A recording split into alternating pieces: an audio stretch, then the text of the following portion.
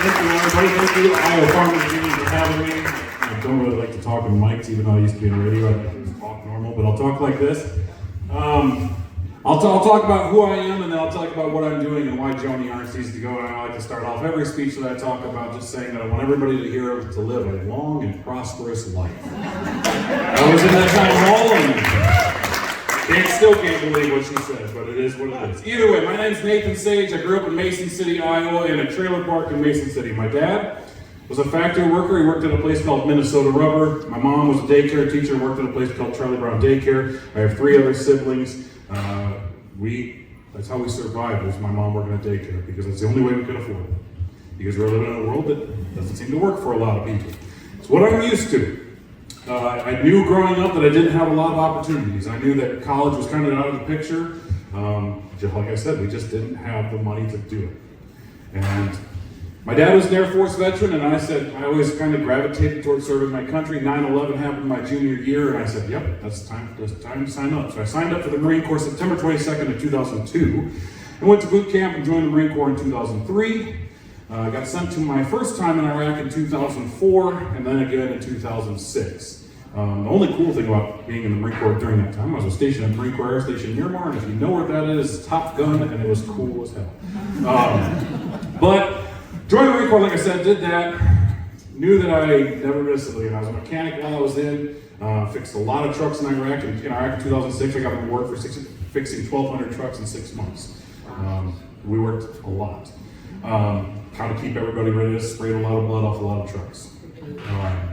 But 2007, wanted to go back to my hometown, tried to be a civilian for the first time. So I went to Mason City. I was the head mechanic at a shop up there. Realized really quick, I do not like getting yelled at by civilians. So being yelled at by civilians is different than military being yelled at. So I missed the military a lot. That's the truth. I missed the guys. I missed the camaraderie. I missed what we did. I missed the mission. I missed it.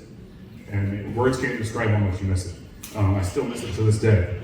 So I actually called the Marine Corps up in 2008, asked to get back in. They said, sorry, buddy, we're not taking part in this.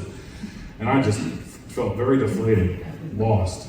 So I called up the Army, and the Army's like, hey, we'll give you a $3,500 sign-on bonus. Come on, join the Army. So I joined the Army in 2008. True story. Sorry, Marine Corps brothers. But I did that. Got stationed at Fort Riley, Kansas in 2009, and they're like, glad you're here. You're going to Iraq again. I was like, damn it. This time for a year, this time in 2010, and then this time when I had a daughter. She was 3 years old, so I missed that whole year of her life. A lot harder than any deployment I ever done. Came back in 2011, and I was like, I am done going to the desert. Been there 2.5 years of my life. Wanted to pursue other means. Wanted to find what else I could do. And now, I have a GI Bill. Why not use it? So I used my GI Bill, and if you know where Fort Riley, Kansas is, it's right next to Manhattan, Kansas. I went to Kansas State University. Got a degree in journalism, mass communication, with a minor in leadership. While I was actually going to school, I was working nights, doing screen printing. Mike, you're talking about embroidery work. I've seen a lot of people do that stuff and helped out with that. But I had to work nights. I worked 9 o'clock at night to about 7 o'clock in the morning every single day. And then I'd go to class from 7:30 to 3:30 just to support my family and make it through. That's what working class people do. They find a way to make it. I graduated, got to get back to my home state, get in radio, went to Knoxville, worked for 95.3 KNIA, 92.1 KRLS, and met that man that's filming me right now, Dr. Bob Leonard. Even though he calls me dumbass more than anybody else in my entire life. Had the opportunity up there. Started working overnights, started working with news with him, got called a dumbass, kept working, doing my thing, worked my way up, eventually took over as market director at 94.3 KNIA in Indianola. Working with small businesses, working with community leaders. When you work with small business on the level, you start to hear the sob stories, you start to understand what they're going through. How hard it is to keep a door open on Main Street. It's insanely hard. And I started working after hours. I would do video work with them. I do voiceover work. I promote their business, trying to do whatever I could to bring people in. And I kept doing that. Eventually transpired to where the job I just recently left was the executive director of the Knoxville Chamber of Commerce. Again, working with small business on Main Street, doing what we can. During my time in the chamber, worked there 2 years. Those 2 years we were deemed a thriving community by the state of Iowa, so I think I did a decent job. We had RAGBRAI come through last year. I raised $18,000 to have a hairball play downtown. When we raised that money, we were actually able to give $1,000 grants back to our community, back to nonprofits. And we also, now when you go to Knoxville and you drive in the west side, there's a big metal sign, 5-foot high letters. That would be impossible if I wouldn't have told the committee that they didn't want me to raise money. I said, we gotta do this, so we got it done. So I grew up, like I said, in poverty, understood the struggles of everyday life, working with business leaders and community leaders, understanding how hard it is to keep Main Street open. You understand really quick the correlation is this world does not want a lot of people like me. There's a lot of people in this world that are struggling every single day to survive, trying to figure out how to put food on their table, and they don't know how they're going to do that. 385,000 Iowans across the state are food insecure. It's insane. The world we're living in, the poor keep getting poorer and the rich keep getting richer. There's a lot of people that I know that are screaming for help and don't have a voice. So if I can be that voice and I can maybe say a little few cuss words here and there, or make it a little passionate because the world we live in is complete bullshit, I'm going to say that. I have no problem speaking up and saying what needs to be said because we're in a world that's not working for a lot of people. It's not working for working class people. It's not working for farmers. If you watch my video, I'm not going to repeat it because I'm not going to drop the F-bomb, but you are getting F'd over. So I'm going to do what I got to do to make sure that I'm taking care of people. At the end of the day, what I want to do is help people. I'm not your run-of-the-mill politician. I don't have one-liners. I'm not going to say things just to say them. I'm not going to talk about political rhetoric. I'm not going to joke around about things that are not funny to a lot of people. I'm here to fight. I fought in Iraq 3 fun-filled times. I stood up and did that. And right now, what I feel like, we have a lot of people in this world that need somebody to fight for them. They need somebody to look up and go, this guy's willing to do it. That's what I'm trying to do.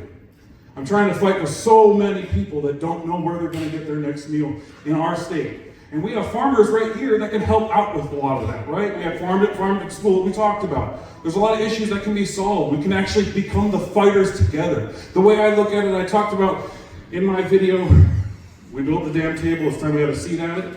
What I want to do is bring experts to the table so we can have these conversations of how we can fix the issues we're facing. I told a union guy, he laughed at me for this, but I said, I know that I'm not the smartest guy in the room, and I don't have all the experts. He's like, oh, there's some politician that doesn't have all the experts. I have all the answers. I don't, and I shouldn't. But you guys know more about farming than I could ever imagine. So why not bring you to the table to understand what we can do to get things done for you and for this state and for this country. Bring the experts to the table to talk about it. Not just farmers, but every aspect of it. Child care laborers, everybody that's having issues. The things that we need to do in this world, we need to raise wages, we need to lower healthcare costs, we need to make life affordable. When you talk about trying to talk to Republicans and how those conversations, we've had more people come up to us and say, I didn't know who the hell you were, Nathan, until my Trump-loving Republican son sent me your damn video. What people want is somebody that is willing to fight for them. They want more money in their paycheck. They want to be able to take their kid to daycare and actually not have to cut off their arm to get them back out. The world we live in is not working for a lot of people. We just saw this big, beautiful bill, I'm not going to cuss anymore, big, beautiful bill that's giving more money to people that have more money than I could ever imagine. Why? There's people that are literally suffering. When they yelled out at that town hall that I was at, that we're going to die, they were literally saying we're going to die, and that is what's going to happen. There's going to be more people that die from this big, beautiful bill that died during 9/11. We need to brand it on these Republicans that voted this way. We need to brand it on the people that understand that they are the ones that are causing the problems for all of us and not let them forget about it.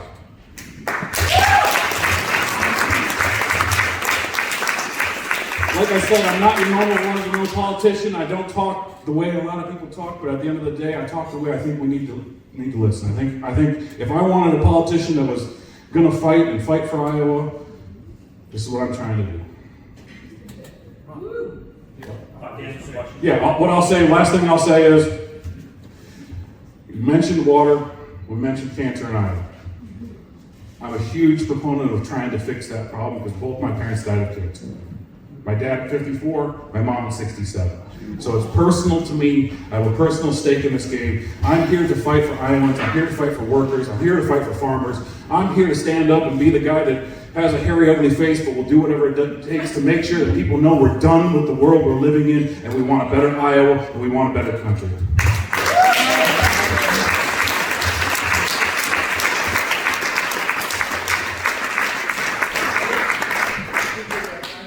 And then we'll have a lot of discussion time afterward as well. So, any questions? Yes, please. Nathan, what would your top priority be?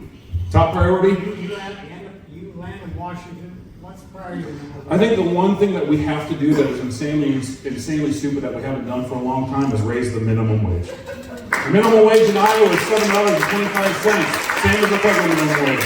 Like, that's a start. We got to get a start somewhere, and I think that's the easiest place. There's a lot of people that are on a bipartisan way that would love to be able to do that. I think we can get that done. And once we can get things done and show that we're able to get things done, we can get the ball rolling. Excellent. Thank you very much.